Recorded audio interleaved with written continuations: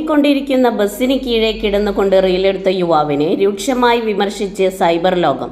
ഹൈദരാബാദിൽ നടന്ന സംഭവം സമൂഹമാധ്യമങ്ങളിൽ വൈറലായതോടെയാണ് യുവാവിനെതിരെ വിമർശനങ്ങളും ശക്തമായത്. ഓടിക്കൊണ്ടിരിക്കുന്ന ബസ്സിൽ കീഴിലേക്ക് പെട്ടെന്ന് വന്നു കിടക്കുന്നതും തുടർന്ന് ബസ് പോകുമ്പോൾ യുവാവ് എഴുന്നേറ്റ് പോകുന്നതുമാണ് സമൂഹമാധ്യമങ്ങളിൽ പ്രചരിക്കുന്ന വീഡിയോയിൽ ഉള്ളത്. ഇത് ഒറ്റപ്പെട്ട സംഭവമല്ല. നിരന്തരമായി അപകടകരമായ രീതിയിൽ ഇത്തരം വീഡിയോകൾ ചിത്രീകരിക്കുന്നത് അടുത്തിടെ ധാരാളം കണ്ടതാണ്. എന്നാൽ ഈ വീഡിയോ യാഥാർത്ഥ്യമല്ലെന്നും ഇത് VFX ഉപയോഗിച്ച് നിർമ്മിച്ചതാണെന്നും പലരും അഭിപ്രായപ്പെടുന്നുണ്ട്.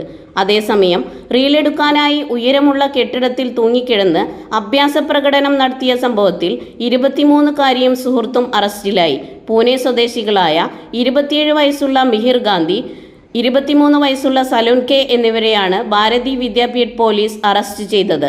എന്നാൽ ഇവരുടെ വീഡിയോ ഫോണിൽ പകർത്തിയ മൂന്നാമൻ ഒളിവിലാണെന്നാണ് പോലീസ് വ്യക്തമാക്കുന്നത്. News desk, news 99.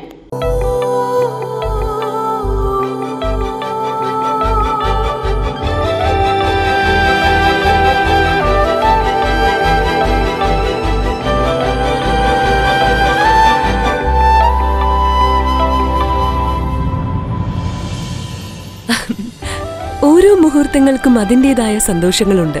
അതിൽ ചിലത് ഒരിക്കലും മറക്കാൻ പറ്റാത്തതും. Azad gold and diamonds, Thazhepalam, Tirur.